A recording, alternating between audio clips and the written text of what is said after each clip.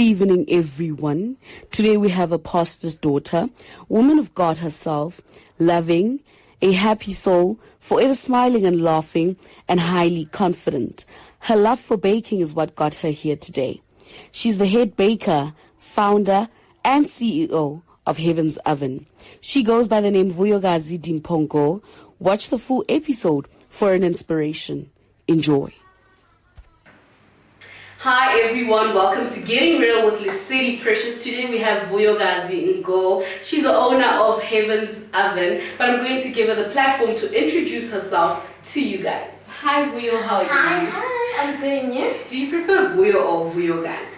I actually prefer Vuyokazi because Vuyo is a separate name on its own. Okay. Vuyokazi, how are you doing? I'm good. I can see by the way you're laughing that you're doing absolutely amazing. So I need you to introduce yourself properly to my viewers. So you're basically going to tell them about yourself, where you're from, where you grew up, what kind of child were you, and which primary school you went to, and what role did it play in your life. Alright. So my name is Vuyokazi Ngo, and should I say how old I am? You don't have to mention. And sure, I had quite of a tragic upbringing, but I'll get into that now. Okay. I'm raised by a single dad, Pastor Ngo, who heads a ministry in Zone 14 called House of Glory and Prayer International. Okay. And I went to primary school in Parkridge, in Vanderbilt Park, right? So my mother passed away at a very young age due to breast cancer when I was around six years old. So with that being said, at the time, to be very honest with you, it wasn't an issue that really clicked. I didn't resonate with it very much. I just knew that there was someone there and that she isn't here anymore. So I think it played a real huge part when I was in my early teens. Then that's when I felt it the most. So I was raised by my dad. I'm a daddy's girl through and through. And so I think for the most part for him it was difficult navigating raising a small sort of toddler and a girl at that, you know. So it was difficult. Him being a pastor full time was difficult. So now you're a pastor / widowed / single parent, you know. So I could feel that things are no longer the same. The balance that was there before wasn't there before. So but school was great. Surprisingly, I excelled in school. I was in your top 10 each and every term. I was your head girl by the end of grade 7. I did motivational speaking from a young age as well. So it was great. My primary life was great. If I could do a certain period in my life, I would definitely do that part to your primary days. It was great. It was great. So it was great. My academic life was really great during then. So I think my teachers, because of the fact that I was being raised by a model dad, you know, in today's society where you have just men in general who do not send the right message to us all and don't treat us kindly. So for them, having a present single father signified hope. So I think it just made teachers take notice of me and treat me sort of extra special in the race. So I had a great school life, primary wise, I really did. But you could feel the difficulties back at home. And when did you realizing that your mother is no more start affecting you? In my early teens, I think around 13, right? So when you start puberty, so around that age typically is where I felt I needed to talk to my mother now, you know. So it was difficult transitioning from, you know, a pre-teen to a teen with a single dad, because there are some things that you just can't talk to a guy about. Even today, there's just certain conversations I can't have with my dad. Not that he's not doing a great job, he is, but certain conversations I can't have with him. And so at that time, you have 1,000 thoughts running through your mind, your body's going through different changes, that friend that comes once a month is also peeping in, you know. So it was awkward, I don't want to lie. The first few years were so awkward because we had to get a rhythm. I had to now tell a male, would say, I need for you to get me these kind of products, female products, you know. So for it on his end and on mine was very difficult, just trying to adjust to the fact that there's no female in the house. So, but yeah, we got through it. We got through it. You spoke about the fact that back in primary you were a child that excelled in everything, be it motivational speaking, being in top 10. Was that still happening throughout your high school years, or was there something that changed along the way? So through my high school years, I think around grade 8 and 9, I was still very academically confident, you know. I was still passionate, I was still determined. Then around grade 10, that's when it started to sort of decline. And also I started to get, I wouldn't say at that time it was a deep depression, but I think everything that had happened in my life so far was catching up with me. You know, when you don't deal with things and we get to a certain point where they just all come flashing back. True. So I had a very difficult emotional relationship with myself from grade 10 to 12 to matric. I had major self-esteem issues, academic issues. I felt like I wasn't smart anymore. At times I felt like I'm not going to even try for the top 10 anymore. I used to get awards grade 8 and 9, but when I really went through the most in grade 10 with self-esteem, with my body, with life, with not having a mother to talk to, because that was the age then that it really, really, really hit me. I feel like I went through the motions in those 3 years of not having a mother and feeling the feeling of not having a mother and needing one. So that's when it took a really big toll on my mental and emotional health during those years. So those were the most difficult years out of all the years that I've experienced during my preteens and then. Now tell me about what is it that you wanted to become back when you were in high school? Sure. I think from primary school I've always wanted to become 3 things. I've always wanted to become a fashion designer, a chef, and a psychologist. So I managed to do 2 out of the 3, but I've always had a passion for just feeling comfortable in my own skin and looking beautiful. Not necessarily what I wear, but the confidence in what I wear. And I also just had a love for food. I had a love for food. I have a love for talking to people. I have a love for not necessarily fixing problems, but for them just to feel better after they've had some sort of interaction with me, which is why I studied psychology, but I also have this love for food. I have a love for people in general. Just to be honest, if I'm around people, I feel like I'm great. Now let's talk about you studying psychology. How did that help you manage with the fact that you were almost sinking into depression back in your high school years? You know, now that I'm understanding, I'm studying further and further throughout the years, I'm sort of understanding what I went through back in high school. I'm understanding the mental blocks that I used to have, academic mental block, and that is not an easy concept to tell your parent that, hey, like I study, but as soon as this paper comes, it's a mental block. Or you learn something, and when you get out, when you come home to, you know, sort of go through what you went through that day, it's just a block, you know. And I went through an academic mental block for years in silence. I couldn't tell my dad. I couldn't tell my dad that this is because you don't understand what's going on with you. Why is this happening to you? So now that I'm studying further in, and it's not that all of those symptoms have gone away, you know. They are still there. There are still waves in depression, right? There's still waves in depression. Sometimes it's severe, sometimes it's not. So, but I understand better now, and I know now what to do, how to get help, and what are the means of getting help now that I didn't know, which I wish I could have told my younger self to. Because I felt like if I had gotten help then, it wouldn't have gotten maybe as severe as time went by throughout the years, you know, and dealing now with a huge problem then when it began. So definitely studying psychology did help me understand some of because I'm a pastor's daughter. They tend to over spiritualize things as well, you know. and you get to understand from a psychological point that no, it's a syndrome. It has symptoms. It has, it has characteristics. It's not necessarily, you can't pray it away. Yeah, or, it's not demons. It's not demons. Yeah, it's just a psychological problem that when you get help, gets better or it goes away. True. So yeah, that's what I've learned so far, to understand when to be spiritual about it and when to be practical in the sense of what do I need, because I think when dealing with depression, you need to be aware of how to do things practically.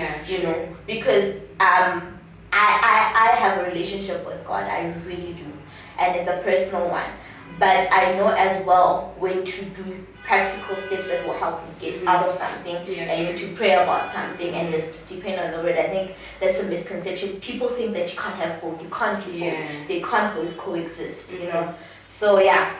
Let's now talk about the good news. Okay.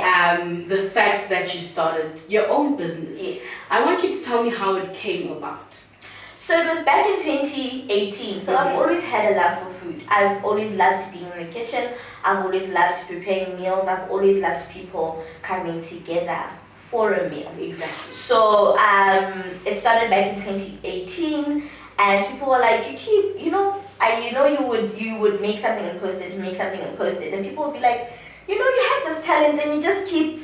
I see when you cook for the people in the house, but I think it's more, And because people kept on, saying it over and over again, I thought to myself, man, I should really give this a try, And actually one day, there was a friend of mine who contacted me and said, listen, I have a project, a school project that I'd like you to cater for, cater for the learners, also cater for the teachers, and I want you to do this and that. Have you registered a business yet? And I'm like, no. So that's how registering the business and formalizing everything came about. And that's how eventually everything started. I had a taste. I think I had a taste event back in 2018. Had a nice mini stretch tent, and people could come and taste and, sort of just get a feel of the kind of baker that I am, because I feel like everybody's unique in what they do. Exactly. So they were able to see what I'm bringing to the table, what my uniqueness is, and that's how I started back in 2018 in October. So I need you to tell my viewers, what is it that you actually do? Go Heaven's Oven. Okay. So I'm a baker, right? Anything that you can bake, I will do. Exactly. So I do your pastries, I do your desserts, and I do anything that you can virtually bake. So what I'm trying to do is I try to bake things that I feel like we should get more exposure to. Okay. Maybe if it's things around the world, desserts in other countries, I will try to do them at home and then try to bring that flavor here, back here locally at home, because I believe certain things are not just for America or and when you go to your supermarkets, it's always the same thing in the dessert aisle. Same dessert. Yeah, it's the same thing. So cakes. So I want to bring a new element to desserts. I want options. I want variety. I want people to. Of course, there are things that we love that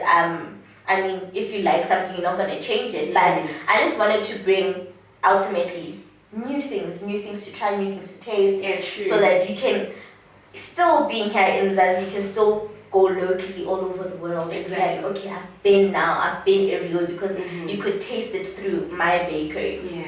So that's the plan. Okay, so I honestly feel like throughout the entire interview, you've spoken about the challenges that you came across in your personal life. I wanted to get to the challenges that you faced in the business. So actually, just starting the business was one of the biggest struggles that I had, because I wanted to do it myself. That was number one. I really, really, really wanted to do it myself. I felt like if I needed to get a job and save up for equipment, that's what I needed to do. But when you start a business, you'll see that you need people. Exactly. You need people to help. You need people to push you forward. And so for the first 3 years of the business, it was hard. for it to take off, because financial costs were there. Things break and you have to replace, and sometimes you just not. I'm a perfectionist, so if it's not perfect, I'm not going to give it to someone, True. So sometimes I would rather take a loss than give a product that I feel won't reflect who I am, So it was 3 years of that, of applying for funding, getting rejected, applying again, trying to get money together, because when you open a business, you'll see the cost of so much, and you think it's easy, but it's not. It's not as easy as we think it is. So it just took time to actually get in the flow of things that I am in now. Yeah, true. So those are just beginning, and finances. I think for any entrepreneur, finances has to be the biggest one. Yeah. Now, I need you to tell me how you define success. Wow. For me, success is just basically achieving a goal that you've set for yourself.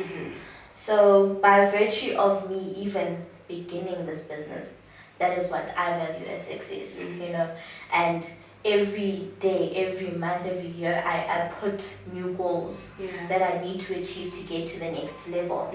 So by virtue of that, it's just, if you have a goal that you have set and you have done everything to achieve that goal, for me, that is success. Wow. So I need you to look at my viewers. There might be a young girl out there watching you, a young girl who loves being in the kitchen, but they don't know how to start a business. I need you to give them advice. Wow. Number one, I would say, be confident. I know it's it's psychological of me to say that, and impractical, but you really, really need to be confident. You really need to believe that what you're putting out there is worth someone else's time and money. So that's the first thing foremost. And the second thing is research. Research as much as you can. Research. I remember when I was beginning, I would go to different stores. I would go to all these stores, whether it was expensive or just affordable, and I would see what they have, how they did it, how they packaged their thing, how much they sell it there. It would come locally to the street vendors, and mewaka next door as well, just to see what is the market like. What is my competition? Taste. I would buy people's products and taste and compare. Okay. So, and even ask people, what do you like, from where do you like it, so that I can get a better understanding of the competition, of the market, of packaging, of what's important to people. And thirdly, plan, and put your finances in place. Don't begin to start if your finances are not in place, because what my biggest mistake is that I started, my finances were not in place, and I had to take a 2-year gap. So that I can properly be able to begin properly, So be confident, research, plan, and get your finances in order. Now that's some advice you gave as a businesswoman, as an entrepreneur. Yes. I want you to give advice now to young people who are watching, be it a girl, a boy, a young woman, a young man, as a psychologist. Just an advice in general. Sure. I would say that learn to love your own skin. That is so important. Learn to love your own skin. Learn to be confident in who you are. Yeah, true. Love your own skin. Be confident in who you are. Be solid. And do not underestimate what you can do. Exactly. Because you have no idea where you can go if you are confident enough in yourself. True.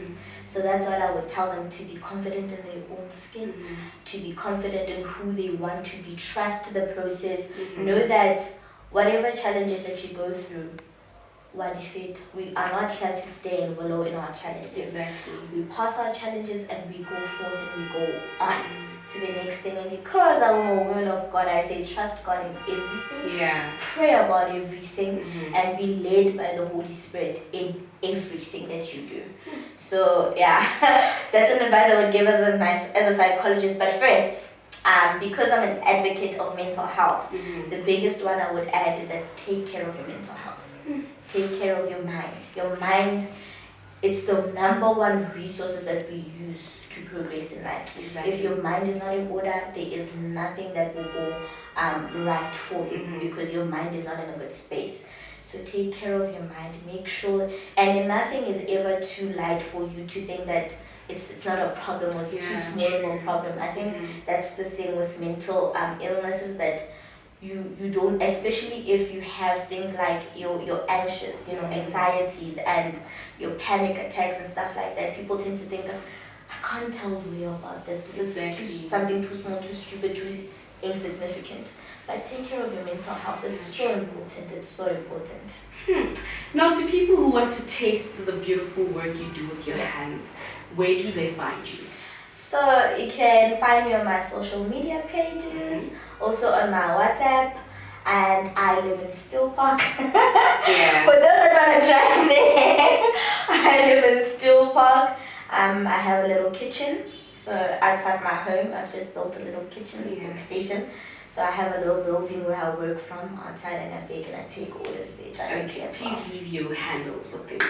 So my Facebook handle, okay, let me start for the business, is on Instagram is Heavens Ovens. So they must include the S, Heavens Ovens on Instagram. And then is it one word? Yes. Okay. And then on Facebook is Heavens Oven, just the normal way we spell it. Yeah. And then I am Dimpongo on Facebook. So it's D-I-I space Mpongo on Facebook. And on Instagram I'm just Vuyokazi _Ngo. It was lovely having you here today. Thank you so I feel like much. the talk today has been so inspirational, and this is one of the targets that we do, that we want to get across. Thank you for coming. Thank you so much. From us, Getting Real with Lesedi Precious, from me, the original Musari in the making, this is me saying goodbye. God bless.